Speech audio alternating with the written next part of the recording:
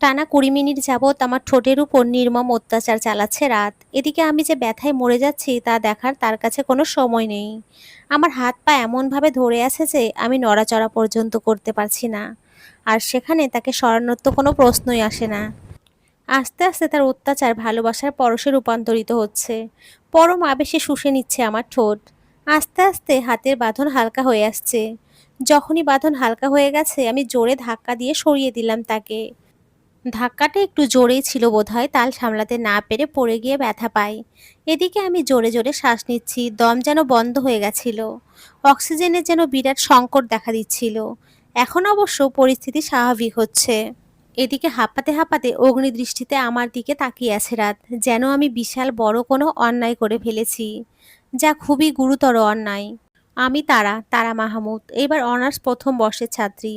আমি বিশ্ববিদ্যালয়ে পড়ি। বাবা মায়ের একমাত্র সন্তান। বাবা ব্যবসায়ী, মা সমাজকর্মী। দিনের বেশিরভাগ সময়ই তারা বাইরে থাকে নানা রকম কাজে। তাই ছোট থেকে আমি কাজের লোকের হাতেই বড় হয়েছি। মা বাবা কখনো কোনো ইচ্ছা অপূর্ণ রাখেনি, শুধু আমাকে একটু সময় দিতে পারেনি, যা আমার সব থেকে বেশি দরকার ছিল। এতক্ষণ যে আমার সাথে অসভ্যতামি করেছিল সে রাত রাত আহমেদ, আমাদের বিশ্ববিদ্যালয়ের মাস্টার্সের ছাত্র এবং ভিপি।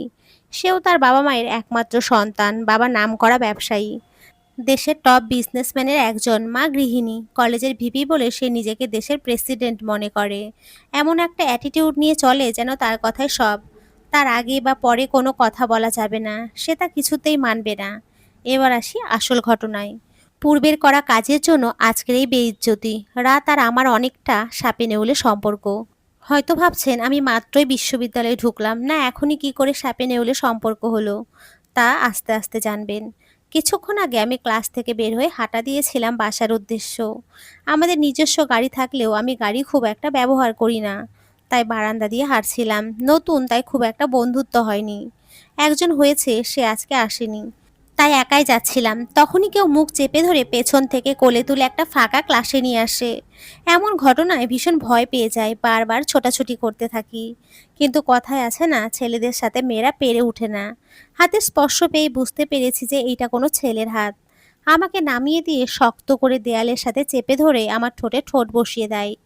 ঘটনাটা এতই তাড়াতাড়ি ঘটেছে যে আমি শুধু মানুষটার চেহারাটাই দেখতে পেয়েছি, কিছু বলার সুযোগ পাইনি। পরেরটুকু তো আপনারা জানেনই। এবার আসি আমার আর রাতের সম্পর্কের উৎপত্তিতে। রাতের বাবা আর আমার বাবা এককালে বন্ধু ছিল। হ্যাঁ ছিল, এখন আর নেই। এখন তারা শত্রু। আসলে ব্যবসার শুরুতে তারা ভালো বন্ধু থাকলেও আস্তে আস্তে তাদের বন্ধুত্বের অবনতি ঘটে।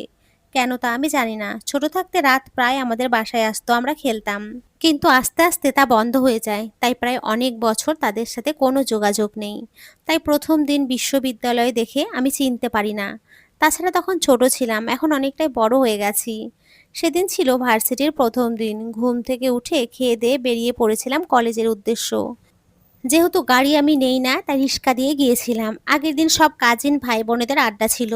সেখানে সবাই বলছিল ভার্সিটিতে নাকি র্যাগিং হয়। তাই অনেকটা ভয়ে আছি। আমি একদম ভীতুও নয়, আবার অনেক সাহসীও নই। হ্যাঁ, তবে অতিরিক্ত অন্যায় আমার সহ্য হয় না। রিক্সা থেকে নেমে গেটে ঢুকে চারপাশ দেখতে লাগলাম। সবকিছু অনেক সুন্দর, কিন্তু মেয়েদের ড্রেস আপগুলো একটু বেশি আধুনিক। তবে সবাই না, কিন্তু বেশিরভাগই। আমি সেদিকে পাত্তা না দিয়ে হাঁটা দিলাম ক্লাসের উদ্দেশ্য। একদিকে দেখলাম অনেক ছেলে মেয়ে জড়ো হয়ে দাঁড়িয়ে আছে, হয়তো ওখানে র্যাগ হচ্ছে। আমি শুধু আস্তে আস্তে কেটে পড়ার চিন্তায় আছি। এসব র্যাগ ট্যাগের সামনে পড়তে চাই না, কিন্তু শেষ রক্ষা হলো না। ছেলেদের মধ্যেও কেউ একজন দেখে ফেললো। একজন, এই যে মিস, কোথায় যাচ্ছ, এইদিকে শোনো। আমি গুটি গুটি পায়ে সেখানে গেলাম। একজন, তা তোমাকে তো আগে দেখিনি, ফ্রেশার না? আমি মাথা উপর নিচ করে হ্যাঁ বললাম। একজন, তা এখানে যে সিনিয়ররা আছে তা দেখতে পাওনি? আমি আবার মাথা নাড়ালাম। একজন, তা দেখে চলে যাচ্ছ কেন, ভদ্রতা শেখোনি? সালাম দিয়ে যাও, লাইনে দাঁড়াও। আমি সালাম দিয়ে গিয়ে লাইনে দাঁড়ালাম। এক এক করে সবার সাথে র্যাগ করা হচ্ছে। কাউকে নাচতে বলছে, কাউকে গাইতে বলছে, আবার কাউকে তাদের হয়ে কাজ করে দিতেও বলছে।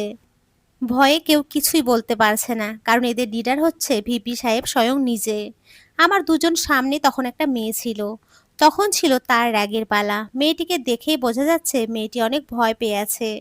আর সিনিয়ররা মেয়েটির মুখ দেখে হাসাহাসি করছে, কারণ তারাও বুঝতে পারছে মেয়েটি অনেক ভীতু।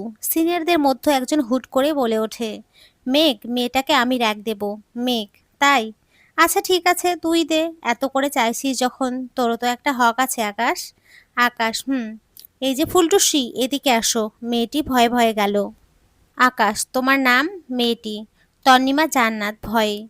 আকাশ, আরে ভয় পাচ্ছ কেন? আমি কি তোমাকে খেয়ে ফেলছি নাকি?